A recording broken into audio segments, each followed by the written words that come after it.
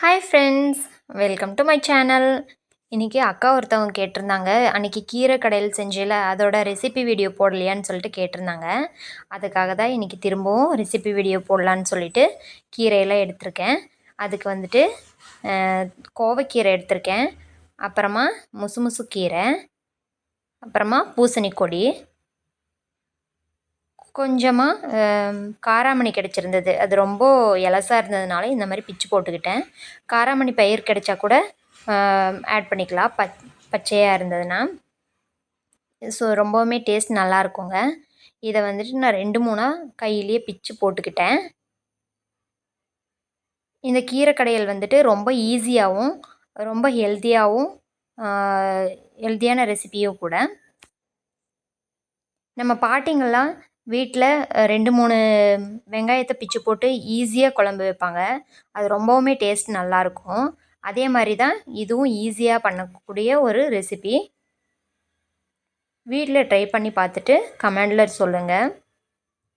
So இந்த வீடியோவை skip பண்ணாமல் பாருங்கள், எப்படி கீரை கடையல் பண்ணுறோன்னு. இதுக்கு வந்துட்டு தேவையான பொருட்கள் பார்த்திங்கன்னா, 4-5 சின்ன வெங்காயத்தை கட் பண்ணி வச்சுருக்கேன். அப்புறமா காரத்துக்கு தகுந்த மாதிரி வரமிளகாய் எடுத்திருக்கேன், பச்சை மிளகாய் கூட எடுத்துக்கலாம். பூண்டு சின்னதாக இருக்கிறனால நான் ஒரு 6-7 பூண்டு எடுத்திருக்கேன். இன்றைக்கி வந்துட்டு நான் குக்கரில் செய்ய போகிறேன். ஏன்னா பூசணி கொடியெல்லாம் சீக்கிரமாக வேகாது, அதனால் குக்கர்லேயே ஒரு 2 விசில் விட்டு எடுத்துட்டால் சீக்கிரமாக வெந்துடும். ஃபஸ்ட்டு கடலை எண்ணெய் ஆட் பண்ணிக்கிட்டேன்.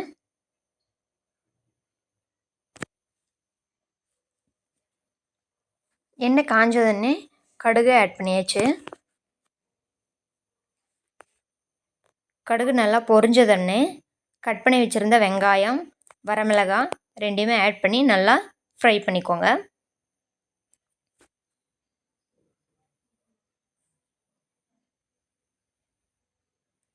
அப்புறமா பூண்டு முழுசாக அப்படியே நான் ஆட் பண்ணிக்கிட்டேன். ஏன்னா விசில் விட்டு எடுக்கிறனால சீக்கிரமாக அது வெந்துடும், நம்ம கடைஞ்சி எடுக்கிறோம்ல, அதனால் நான் முழுசாகவே ஆட் பண்ணிக்கிட்டேன். இது நல்லா வதக்குங்க. வதக்கிட்டு ஒரு 1/4 டேபிள் ஸ்பூன் அளவுக்கு மஞ்சள் தூள் ஆட் பண்ணியிருக்கேன். இதில் வேறு எதுவுமே ஆட் பண்ண தேவையில்லை, சாம்பார் தூள் அந்த மாதிரி எதுவுமே தேவையில்லை. இவ்வளோ போட்டாவே போதும், கீரை கடையல் ரொம்ப டேஸ்ட்டாக இருக்குங்க. அப்புறமா நான் ஃபஸ்ட்டே கீரையை கழுவி ஆஞ்சு அப்புறமா கையிலே பிச்சு வச்சுக்கிட்டேன், அதை ஆட் பண்ணிக்கலாம். இது கூட மிக்ஸ்டு கீரை ஏதாவது இருந்ததுன்னா, பாலக்கு அப்புறம் தண்டுக்கீரை, இந்த மாதிரி கீரை எதாக இருந்தாலும் ஆட் பண்ணிக்கலாம். டேஸ்ட் சூப்பராக இருக்குங்க.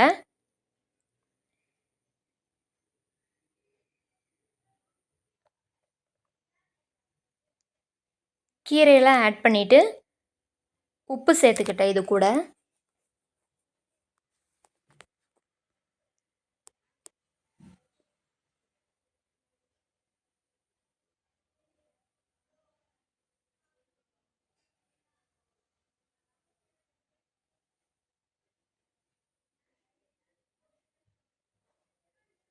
உப்பு சேர்த்து நல்லா கிளறி விட்டுட்டு ஒரு அரை டம்ளர்லேருந்து 1 டம்ளர் அளவுக்கு தண்ணி ஆட் பண்ணிக்கலாம். இந்த கீரை வேகிற அளவுக்கு இருந்தால் போதும் தண்ணி.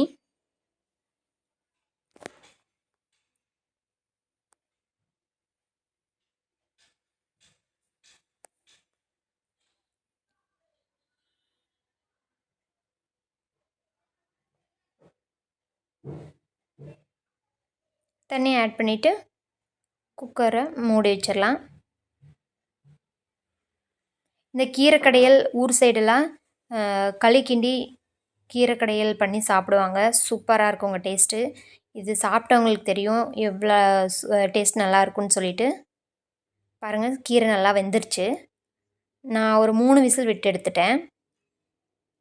இந்தளவுக்கு வெந்திருக்கு பாருங்கள். இதை நம்ம பருப்பு கடையிற மத்து வச்சு நல்லா கடைஞ்சிக்கலாம்.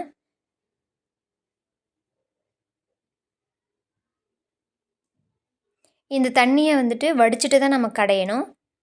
இந்த தண்ணியை சைடில் வச்சுக்கோங்க. இந்தளவுக்கு கடைஞ்சாச்சு. நான் கொஞ்சம் கெட்டியாக இருக்கிறனால எடுத்து வச்சுருந்த தண்ணியை இது கூட சேர்த்துக்கிட்டேன்.